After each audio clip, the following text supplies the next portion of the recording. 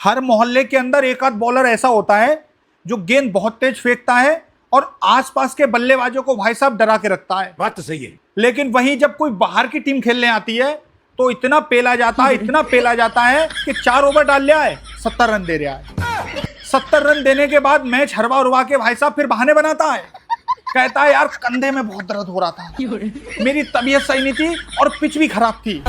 तो जब तू मोहल्ले के बच्चों को डरा के धमका के रखता था तो पिच अच्छी होती थी, अब पिच खराब हो गई तेरी भैंस की आंख। ऐसे लड़के जब शादी के बाद बीवी बच्चों में पड़ जाते हैं तो अपनी जवानी के भाई साहब क्रिकेट के ऐसे फेंकू फेंकू किस्से सुनाते हैं, इसकी भैंस की आंख। कहते हैं कि जब मैं भाई साहब क्रिकेट खेलता था ना अपनी जवानी में, तो जो मेरा रनअप था वो ब्रेटली से ज्यादा लंबा था। तो आसपास के क्षेत्रों में जो मुझे जानते थे ना, ब्रेटली ब्रेटली कहते थे मुझे।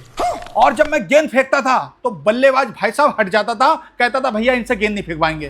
और कई जगह तो भाई साहब मेरी बॉलिंग बैन थी, लोग कहते थे इनको खिला तो लेंगे लेकिन यार इनसे बॉलिंग नहीं करवाएंगे, हाँ बल्लेबाजी करवा लेना। तो भाई साहब ऐसा माहौल था, ऐसा डर था मेरी बॉलिंग का कि मुझे बॉलिंग नहीं करने देते थे, बल्लेबाजी करने दिया करते थे। और अभी तो रुको।